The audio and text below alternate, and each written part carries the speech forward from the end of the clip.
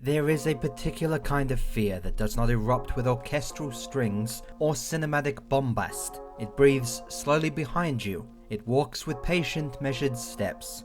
It waits at the edge of your perception, just beyond the flashlight beam, and it follows. That is the kind of fear that Resident Evil 2 resurrects with unnerving precision. From the very first moments inside the ruined gas station and into the cavernous, decaying holes of the Raccoon City Police Department, this game makes a deliberate promise. Survival will not be about dominance, but about endurance. This remake does not simply update character models or retexture environments, it reconstructs atmosphere molecule by molecule, preserving the oppressive density that defined its predecessor while amplifying it through modern technology and refined design philosophy. In a gaming landscape saturated with remakes that either cling too tightly to nostalgia or drift too far into reinvention, Resident Evil 2 Remake strikes a rare equilibrium. It feels reverent without being rigid, inventive without being indulgent, and most importantly, terrifying without relying on excess. To understand why this remake succeeds, one must look beyond surface-level comparisons and examine intent. The original Resident Evil 2 was revolutionary not because of its pre-rendered backgrounds or cinematic ambition, but because of how it engineered vulnerability. Fixed camera angles, restricted visibility, tank controls slowed reaction time, and limited resources turned every encounter into a calculated risk, translating that carefully curated helplessness into a fully 3D, over-the-shoulder perspective that could have easily diluted the experience into conventional action horror. Instead, the remake reinterprets those restrictions in subtler ways, narrowing peripheral awareness, heightening enemy resilience, and embedding tension into level geometry. It does not attempt to replicate the mechanics of 1998, it seeks to replicate the feeling of 1998. That distinction is crucial. What makes this version extraordinary is its refusal to empower recklessly. Modern horror games often mistake fluid movement and generous ammunition for accessibility, but the Resident Evil 2 Remake understands that fear requires friction. It understands that hesitation is a design tool, that inventory grid becomes a psychological battlefield where every healing item competes with ammunition, and every key item displaces potential survival. The map unfolding like a cerebral puzzle box, demanding memorization and strategic planning, rather than blind progression, even in combat, is designed as an obstacle course rather than a power fantasy. Enemies absorb bullets with unsettling unpredictability, forcing players to reconsider the value of every pulled trigger. The game does not want you comfortable. It wants you calculating, anxious, and alert. In this way, Resident Evil 2 Remake becomes more than a visual upgrade, it becomes a masterclass in evolutionary horror design. It demonstrates that fidelity is not about preserving outdated mechanics, but about safeguarding emotional architecture. It is faithful because it protects the original's core identity. It is smarter because it modernizes that identity with systemic precision. And it is scarier because it understands that fear thrives, not in chaos, but in controlled, deliberate design. Faithfulness in a remake is often misunderstood as replication, a one-to-one recreation of rooms, dialogue, and enemy placements as though the originals were sacred scriptures. Yet what Capcom achieves here is far more sophisticated. Instead of copying geometry, the developers preserve emotional rhythm. The Raccoon City Police Department remains the gothic heart of the experience, an architectural contradiction that is part museum, part fortress, part mausoleum. Its towering ceilings and marble floors still evoke misplaced grandeur, yet the layout has been carefully re-engineered to intensify tension and improve spatial logic. Familial rooms return, but they are reshaped, repositioned, or repurposed. Corridors curve differently, shortcuts reveal themselves in new ways. The familiarity one might feel is now different. It is deliberate, but it is also destabilized just enough to ensure that nostalgia never becomes complacency. This is not a museum exhibit of the 1998 design. It is a living, breathing reinterpretation that respects memory while refusing predictability. The dual narrative structure remains intact. preserving the intertwined journey of Leon S. Kennedy and Claire Redfield. However, their campaigns feel less like mirrored replays and more like complementary perspectives of the same catastrophe. Leon's trajectory leans into institutional collapse, the crumbling authority of the police force, and his reluctant transformation from rookie to survivor.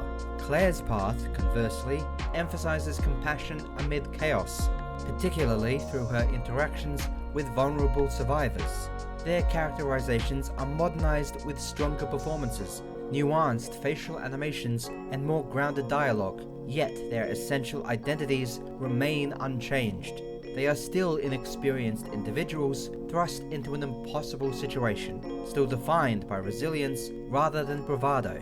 This preservation of character integrity anchors the remake emotionally, ensuring that modernization never erodes authenticity. Iconic sequences are not merely reproduced, but recalibrated.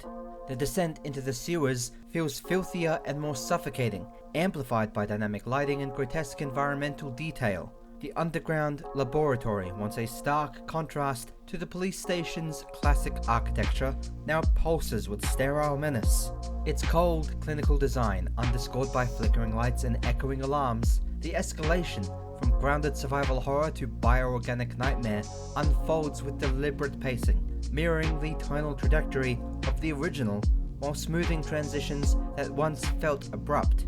The remake respects the narrative crescendo of its predecessor, allowing horror to evolve gradually from municipal disaster to corporate monstrosity without losing cohesion. Even its most iconic antagonist, Tyrant, exemplifies this philosophy of amplified faithfulness. In the original, he was formidable but constrained by hardware limitations and scripted appearances. In the remake, he is liberated from those very confines. His trenchcoat silhouette remains unmistakable, but his presence becomes systemic rather than episodic. He stalks dynamically, reacts to sounds, and exerts constant psychological pressure. This is not a betrayal of the source material, it is a logical evolution. By enhancing what technology once limited, the remake honors the intent of fear embedded in the original design while elevating its execution to terrifyingly new heights. Transition to an over-the-shoulder perspective, reminiscent of the franchise evolution seen in the original Resident Evil 4, represents a fundamental mechanical shift, yet it is implemented with restraint rather than indulgence. The camera sits intimately behind the protagonist, tightening spatial awareness rather than expanding it. Corners become blind spots, verticality becomes threatening. The flashlight beam slices through darkness like a fragile lifeline, illuminating only fragments of what lies ahead. This perspective enhances immersion while preserving vulnerability, a delicate balance that many modern horror games fail to maintain. Instead of empowering the player with omniscience, it traps them with limited sightlines, forcing cautious advancement and heightening anxiety with every step forward. Combat design reflects an intelligence rooted in unpredictability. Zombies no longer function as disposable targets. They are persistent obstacles whose durability resists easy calculation. A headshot may stagger but doesn't kill. A fallen body may rise again moments later. The damage system, with visible dismemberment and progressive decay, reinforces the illusion of physical resilience. This ambiguity transforms ammunition into a moral dilemma. Do you expend extra rounds to ensure safety, or conserve resources at the risk of future ambushes? The remake reframes combat as resource calculus, demanding constant reassessment rather than reflexive aggression. It is not about cleaning rooms, it is about surviving them all. Mr. X's expanded mechanics further exemplify this systemic intelligence. His heavy footsteps reverberate through hallways, echoing like a metronome of dread. He disrupts puzzle solving by injecting time pressure into otherwise cerebral tasks. Safe routes become compromised, forcing improvisation. The game's brilliance lies in how it integrates him into the spatial ecosystem of the RPD, transforming a once static environment into a dynamic predator-prey arena. His presence is not just frightening, it is structurally transformative, altering how players interact with space itself. Environmental storytelling deepens this intelligence, blood-smeared memories, barricaded offices, and scattered personal belongings construct a narrative of institutional collapse without excessive exposition. Every desk overturned, every locker dented, every emergency broadcast crackling over speakers contributes to a cohesive portrait of societal failure. The game trusts players to absorb these details organically, embedding tragedy into architecture rather than dialogue. It is horror communicated through space, subtle, layered, and devastatingly effective. Fear in Resident Evil 2 Remake is cumulative rather than explosive. It builds like pressure in a sealed chamber, tightening gradually until every sound feels amplified. Darkness is not merely an aesthetic, it is functional. Shadows swallow movement. The flashlight flickers across blood-slicked floors, revealing grotesque details in fleeting glimpses. Sound design becomes an invisible antagonist. Distant groans blur with environmental creaks, making it impossible to discern threat from ambience. Silence, paradoxically, becomes more terrifying than noise. The Resident Evil engine renders body horror with disquieting clarity. Flesh ruptures convincingly. Bone fragments protrude through torn muscle. Each bullet leaves a visible imprint, making violence feel tactile and consequential. This visual fidelity intensifies immersion while reinforcing the grotesque tragedy of biological corruption. The infected are not caricatures, they are disturbingly human remnants, twisted beyond recognition. Horror here is anatomical, grounded in the fragility of flesh and the inevitability of decay. Boss encounters, particularly those involving William Birkin, escalate the grotesque into operatic monstrosity. Birkin's mutations embody uncontrollable biological ambition, each transformation shedding humanity in favor of raw, asymmetrical aggression. These battles are chaotic, yet strategically demanding, forcing players to navigate confined arenas while conserving dwindling resources. Victory feels less like triumph and more like temporary reprieve, reinforcing the theme that survival is provisional rather than absolute. What lingers after the credits roll is not merely memories of events, but a sensation. The echo of boots in marble corridors, the dread of opening an unexamined door, the oppressive red glow of emergency lighting. The game embeds itself in the player's subconscious, resurfacing in quiet moments long after the game has been completed. It is horror that permeates rather than punctuates, dread that accumulates rather than detonates.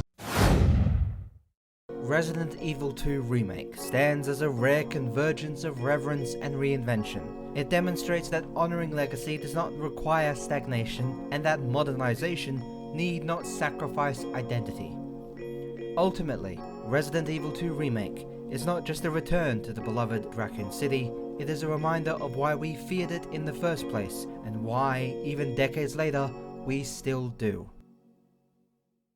Oh, I track all my love.